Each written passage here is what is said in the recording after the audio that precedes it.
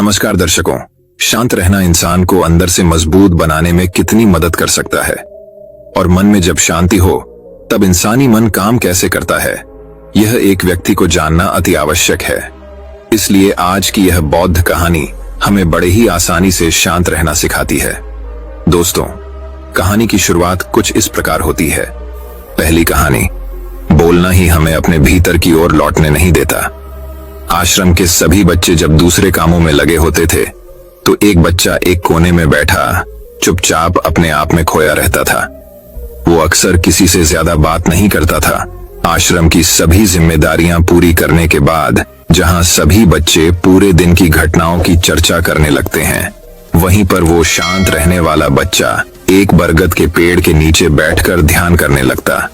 सभी बच्चों को आश्चर्य होता था क्योंकि उसका कोई दोस्त नहीं था। वो अवसर आश्रम में अकेला ही घूमता रहता था। ये देखकर उसके गुरु को बड़ी प्रसन्नता होती थी। उसे लगता था कि कोई तो है आश्रम में जो मौन यानी कि चुप रहने की ताकत को समझता है, उसके महत्व को समझता है।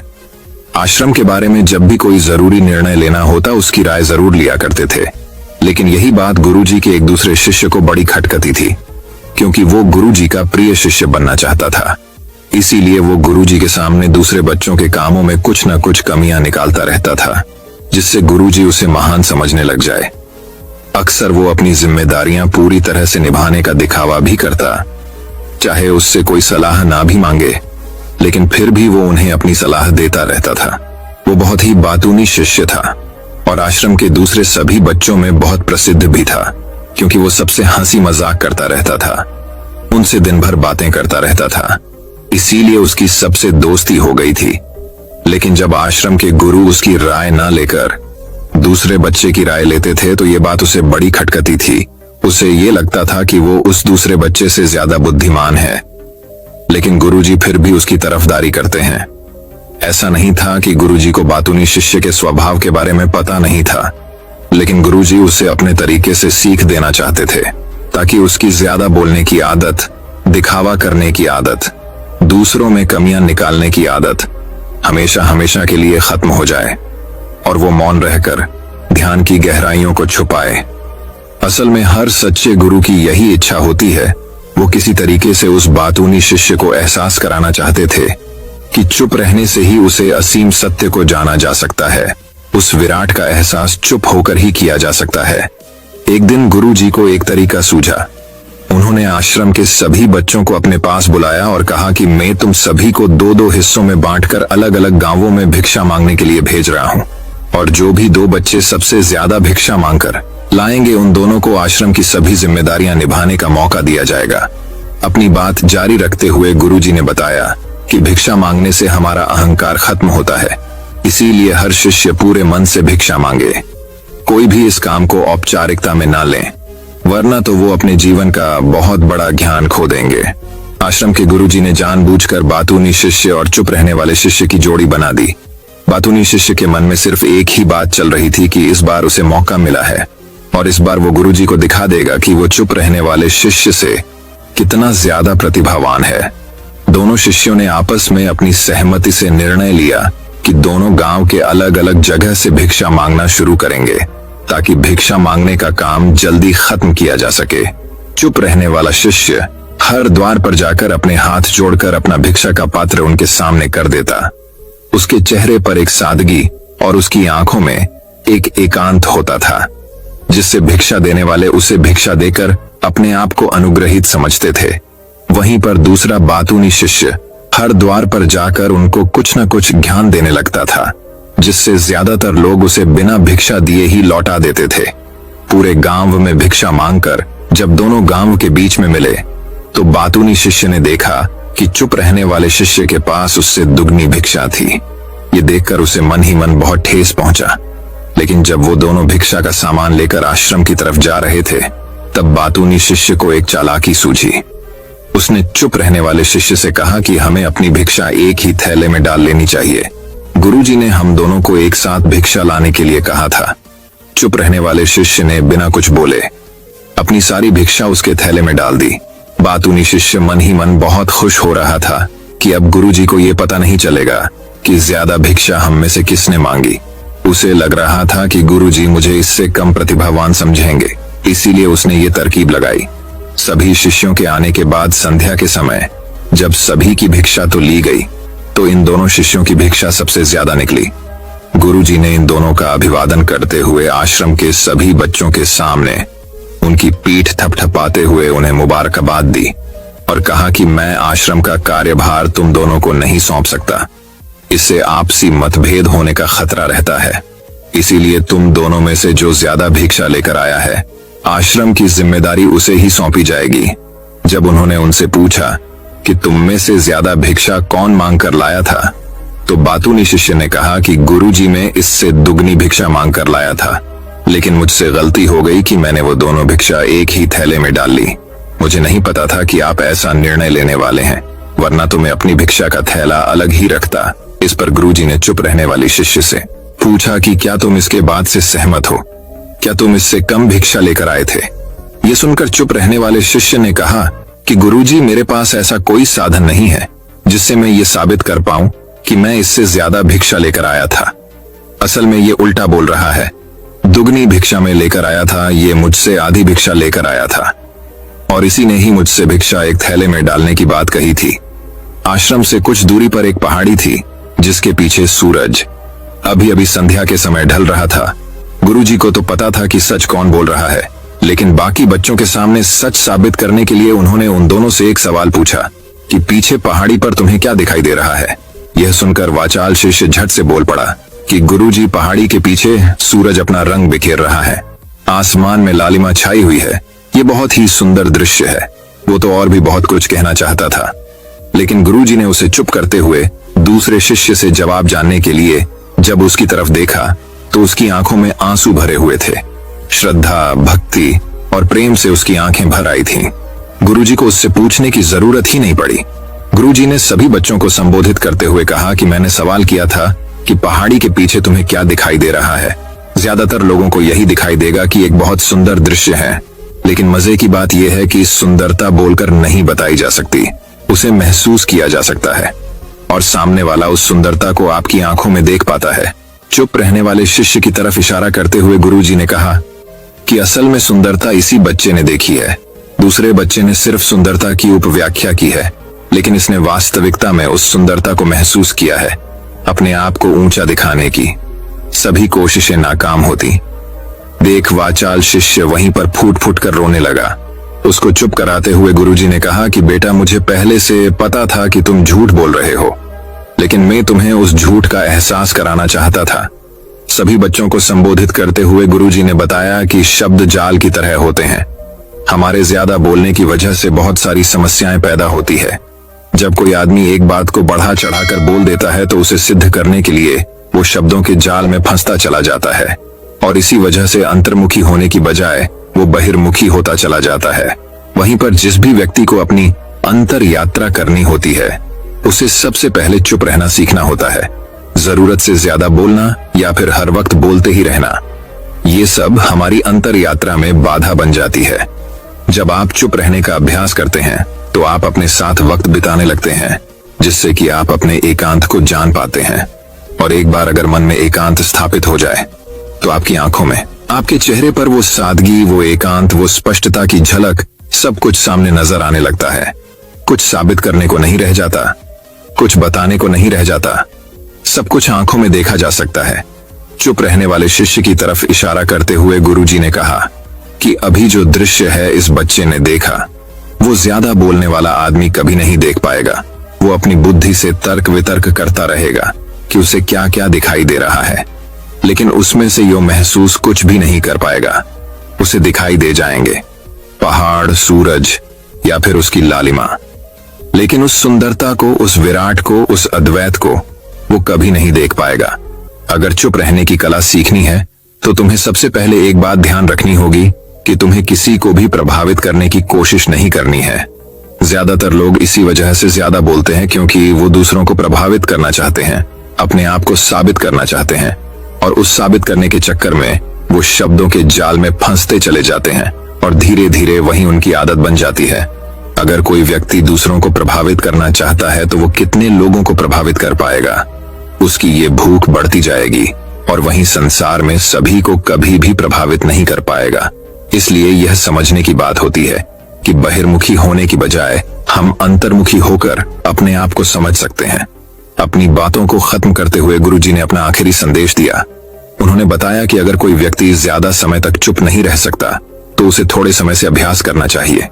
निश्चित संकल्प लेकर किसी व्रत की भांति दिन में कुछ समय या फिर हफ्ते में कुछ समय या फिर एक दिन चुप रहने का अभ्यास जरूर किया जाना चाहिए। इससे हमारी चुप रहने की आदत धीरे धीरे खुद ब खुद पनपने लगती है, क्योंकि एक बार जब हम चुप रहने लगते हैं तो हमें चुप रहने का आनंद पता चल जाता है।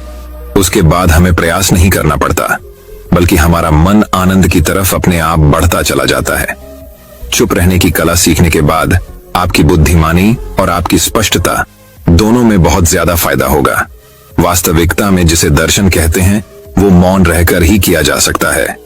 इसके बाद सभी बच्चों ने कुछ समय चुप रहने का संकल्प लेकर गुरुजी ने अपनी बात खत्म कर दी और सभी बच्चे रात्रि का भोजन करने के लिए एक साथ भोजन कक्ष में पहुंच गए। तो दोस्तों, कैसी लगी ये कहानी आपको कमेंट सेक्शन में जरूर बताना। तो चलिए अब हमारी शांति के फायदे के ऊपर दूसरी कहानी की शुरुआत करते हैं।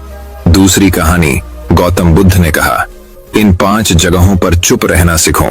जो लोग बुद्धिमान हैं वह यह जानते हैं कि शब्द हथियार की तरह होते हैं, जिनसे किसी को भी बचाया जा सकता है या किसी को भी मारा जा सकता है। अब आप सोच रहे होंगे कि शब्दों से किसी को मारा कैसे जा सकता है, तो जरा सोचिए। ज्यादातर आत्महत्याओं के पीछे किसका कारण होता है? किसी के पति ने कुछ कहा, किसी के पिता ने कुछ कहा और उन लोगों ने आत्महत्या कर ली।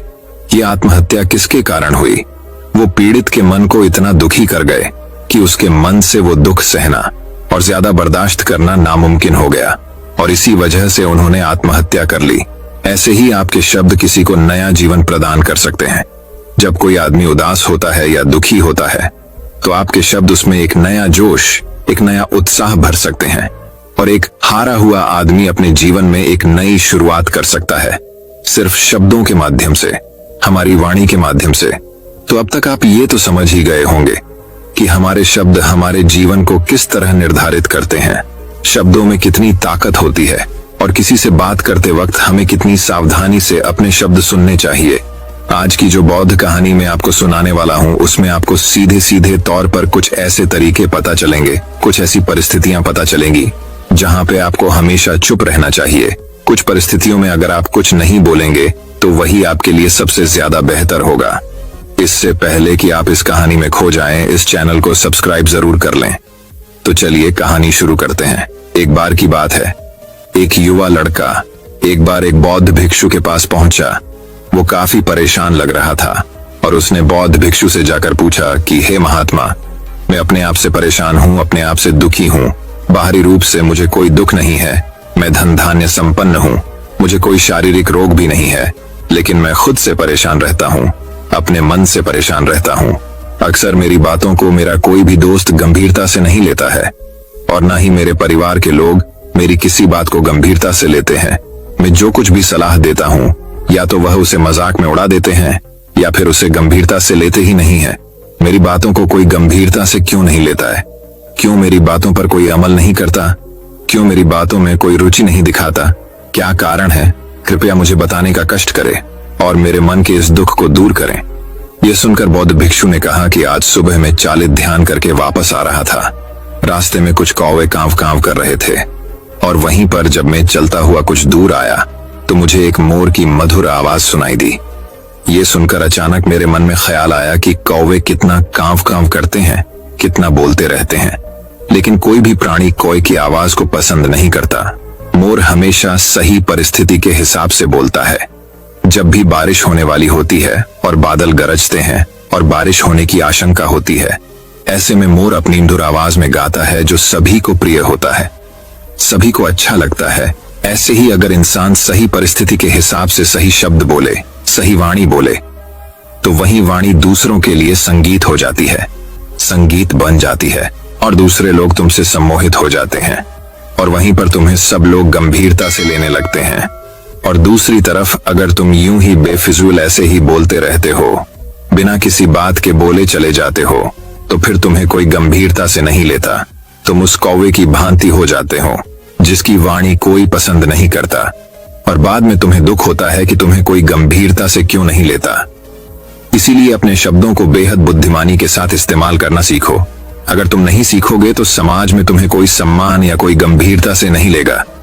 यह सुनकर वो युवा लड़का बोला कि हे महात्मा, मैं जानता हूं कि मैं ज्यादा बोलने की बीमारी से ग्रस्त हूं, मुझे इतना नहीं बोलना चाहिए, लेकिन मैं अपने आप पे काबू नहीं रख पाता, और न ही मैं इतना बुद्धिमान हूं कि मैं अपने शब्दों को नाप तोल कर बोल सकूं। मैं तो किसी से बात करते वक्त इतना सोचता भी नहीं कि मुझे अपने शब्द किस तरह इस्तेमाल करने हैं। कृपया करके कुछ ऐसी परिस्थितियां बता दीजिए जहां पर मुझे कम बोलना है या फिर बोलना ही नहीं है, हमेशा चुप रहना है। अगर आप मेरा ऐसे मार्गदर्शन कर सकते हैं तो मेरा जीवन आसान हो जाएगा और मुझे ज्यादा दिमाग या अपनी बुद्धि लगाने की भी जरूरत नहीं पड़ेगी। यह सुनकर बौद्ध भिक्षु ने मुस्कुराते हुए कहा कि बेटा, वैसे तो इंसान को हर परिस्थिति में सोच समझकर ही बोलना चाहिए, लेकिन अगर वो हमेशा होश में नहीं रह पाता है, ध्यान में नहीं रह पाता है, तो मैं तुम्हारे दैनिक जीवन की कुछ ऐसी परिस्थितियां बता रहा हूं जहां पर तुम्हें हमेशा चुप रहना है। अगर तुम ऐसी जगहों पर कुछ बोलोगे तो तुम्हारा अपमान ही होगा या फिर तुम्हें कोई गंभीरता से नहीं लेगा। सबसे पहली जगह है, या यूं कहे ऐसी परिस्थिति जहां पर इंसान को हमेशा चुप रहना चाहिए, वो है जब किसी ऐसे विषय के बारे में बातचीत हो रही हो जिसके बारे में आपको कोई जानकारी ही नहीं है। तो ऐसी परिस्थिति में व्यर्थ में बीच में टांग अड़ाना, अपना ज्ञान देना, व्यर्थ का ज्ञान, आपको कुछ पता नहीं है लेकिन फिर भी आप अपना ज्ञान देने के लिए उत्सुक हैं, तो ऐसी जगह पर आपका अपमान ही होगा। जरा तुम खुद सोचो, जब कोई बीमार आदमी अपनी बीमारी के बारे में चर्चा कर रहा हो और आपको उस बीमारी के बारे में कोई भी ज्ञान नहीं है, लेकिन फिर भी आप व्यर्थ में, बेकार में उसे ऐसी ऐसी औषधियां बता रहे हैं जिनका उसकी बीमारी से कोई तालमेल ही नहीं है, तो ऐसे में आप अपनी प्रतिष्ठा अपने हाथों से खो रहे होते हैं और आपको पता ही नहीं होता। ऐसी परिस्थिति में आदमी को हमेशा सुनना चाहिए। ध्यान से सुनना भी एक कला होती है। अगर आप सुनने का दिखावा करेंगे तो कहीं ना कहीं सामने वाले आदमी को ये एहसास हो जाता है कि ये मेरी बात पूरे ध्यान से नहीं सुन रहा है। इसीलिए जब आपको किसी विषय के बारे में पूरी तरह से जानकारी ना हो तो वहां पर केवल अपने कान लगाना ही ज्यादा महत्वपूर्ण होता है, ज्यादा जरूरी होता है। आप उस इंसान की बातें ध्यान से सुन सकते हैं और इसी बीच आप दोनों के बीच एक संबंध पैदा होगा और उस संबंध सच्चा होगा क्योंकि आपने उसके बात को बड़े ही ध्यान से सुना है और इस बात का पता सामने वाले को भी होता है। तो हम बिना कुछ बोले सिर्फ सुनने मात्र से किसी को अपना दोस्त है, अपना मित्र बना सकते हैं। इस बात को हमेशा ध्यान में रखना।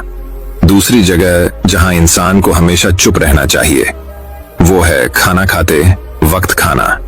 इंसान को हमेशा चुप रहकर खाना चाहिए, मौन रहकर खाना चाहिए।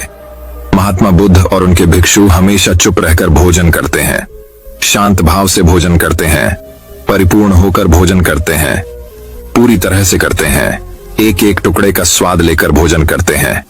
और ऐसा भोजन जब आपके शरीर में पहुंचता है तो वो आपके अंग अंग तक ऊर्जा पहुंचाता है। अक्सर हम भोजन करते वक्त कुछ ना कुछ बोलते रहते हैं, कुछ ना कुछ सुनते रहते हैं, लेकिन मौन रहकर पूरा स्वाद लेकर उस भोजन को कभी नहीं करते। हम उस भोजन को करते वक्त आधे अधूरे ही रहते हैं और इसीलिए हमारा शरीर रोगों से ग्रस्त हो जाता है। जरा तुम खुद सोचो, बौद्ध भिक्षु हमेशा भिक्षा लेकर भोजन करता है और भिक्षा भी कितनी बिल्कुल मामूली सी, और वो भी एक वक्त। तो एक वक्त भोजन करने के बाद भी वो इतने स्वस्थ रहते थे, इतने उत्साह, जोश और आनंद से भरे होते थे। और हम तो इतना खाना खाते हैं, इतनी सारी भोजन की सामग्री हमारे लिए उपलब्ध होती है, लेकिन हमारे शरीर में कोई ऊर्जा नहीं होती। इसका सबसे बड़ा कारण होता है कि हम अपना भोजन होश में नहीं करते हैं, परिपूर्ण होकर नहीं करते हैं, मौन रहकर नहीं करते हैं। इसीलिए अपना भोजन हमेशा मौन रहकर ही करो। तीसरी जगह जहां पर अगर आपने चुप रहना सीख लिया तो इसका मतलब यह है कि आपने अपने ऊपर विजय हासिल कर ली। जी हाँ, गुस्से में शांत रहना या चुप रहना इतना आसान नहीं होता है। अक्सर हम गुस्से से भरकर कुछ ऐसे शब्द या अपशब्द बोल जाते हैं जिसका पछतावा हमें हमेशा रहता है, लेकिन जुबान से निकला हुआ शब्द वापस नहीं हो सकता, उस शब्द को मिटाया भी नहीं जा सकता। अब वो जिंदगी भर हमारे दामन से जुड़ चुका है और वो गुस्से में बोला गया। अब शब्द हमारे मन को समय समय पर बेचैन करता रहता है, दुखी करता रहता है, लेकिन गुस्से के वक्त चुप रहना सीखना भी एक बहुत बड़ी कला होती है।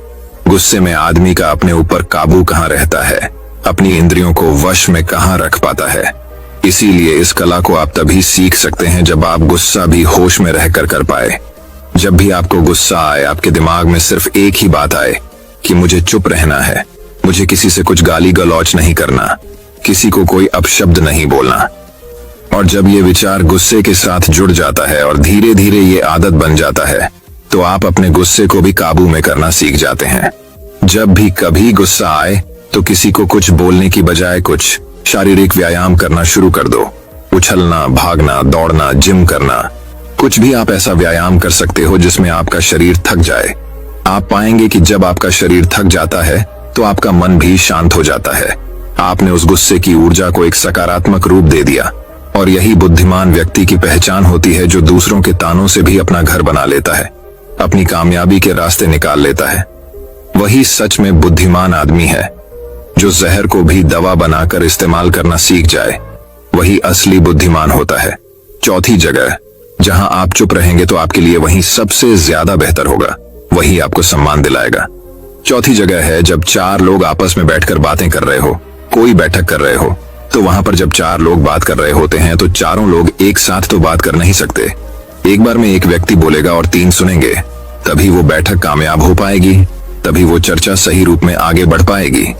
लेकिन अगर कोई आदमी ऐसा बैठा हुआ है जो बीच में ही दूसरे की बात काटकर अपनी बात को ऊपर रखना चाहता है, तो ऐसे में वो चर्चा या वो बैठक आपको कहीं नहीं पहुंचाएगी और चारों लोगों के बीच आप सबसे मूर्ख कहलाओगे। अगर आपको अपनी बात कहनी है तो सामने वाले को अपनी बात पूरा करने दो, उसके बाद अपने विचार रखो। यही एक भद्र पुरुष या फिर कहीं अच्छे आदमी की पहचान होती है। और आखिरी जगह, अगर हमारे माता पिता हमें कुछ कह देते हैं, हमारे बड़े बुजुर्ग हमें किसी बात पर डांट देते हैं या हमें थप्पड़ भी मार देते हैं, तो ऐसी जगहों पे आपका चुप रहना ही उनके प्रति सम्मान दिखाएगा, उनके प्रति आदर का भाव व्यक्त होगा। अगर आप उनके सामने उनका विरोध कर देते हैं, उनका प्रतिरोध कर देते हैं, तो वो गुस्सा तो थोड़ी देर बाद शांत हो जाएगा, लेकिन वो कही गई बात, वो विरोध किया हुआ शब्द या फिर कुछ भी उल्टा सीधा हमेशा आपके मन को सताएगा। और आपके माता पिता को हमेशा यही लगेगा कि आज ये हमारी इज्जत नहीं करता, आज ही हमारी बात नहीं मानता, क्योंकि ये कमाने लग गया है, ये बड़ा आदमी बन गया है। ऐसी ऐसी बातें उठेंगी, ऐसे ऐसे तंज कससे जाएंगे। इसीलिए ऐसी जगह पे आप मौन रही है, चुप रहिए, कुछ मत बोलिए। अपने गुस्से को अपने अंदर ही पी लीजिए, कुछ व्यायाम कर लीजिए, भाग लीजिए, दौड़ लीजिए, आपका मन अपने आप शांत हो जाएगा। आखिर में बौद्ध भिक्षु ने अपनी बात को खत्म करते हुए कहा कि कम शब्दों में अपनी भावनाओं को उतारना सीखो। शब्द हथियार की तरह होते हैं, बोलो तो होश में बोलो, ध्यान में बोलो। जीवन शैली ऐसी बना लो कि आप जब भी बोलो पूरे होश में रहकर बोलो, पूरे आनंद के साथ बोलो, पूरे प्रेम के साथ बोलो। ऐसी वाणी बोलो जो दूसरे के दिल को ठंडक पहुंचाती हो, दूसरे के मन को भी शांत कर देती हो। और वो तभी संभव है जब आप प्रतिपल होश में रहकर बोले। इसके बाद वो युवा लड़का बौद्ध भिक्षु के सामने नतमस्तक हो गया और उनको प्रणाम करते हुए अपने घर वापस लौट गया। दोस्तों, मैं उम्मीद करता हूँ कि यह कहानी सुनने से आपके जीवन में अच्छे बदलाव आए होंगे। आपको इस वीडियो से क्या सीखने मिला, ये कमेंट करके जरूर बताएं और अपने परिवार, दोस्तों या आपके करीबी इंसान के साथ ये कहानी शेयर करके उन्हें भी इस ज्ञान से परिचित करवाएं। बाकी अगर आपको यह वीडियो दिल से अच्छी लगी हो तभी इस वीडियो को लाइक कर देना, और आपने अब तक इस चैनल को सब्सक्राइब न किया हो तो चैनल को सब्सक्राइब भी जरूर कर देना। आपका हर दिन शुभ हो और खुशियों से आपका जीवन भरा रहे। धन्यवाद। नमो बुद्धाय।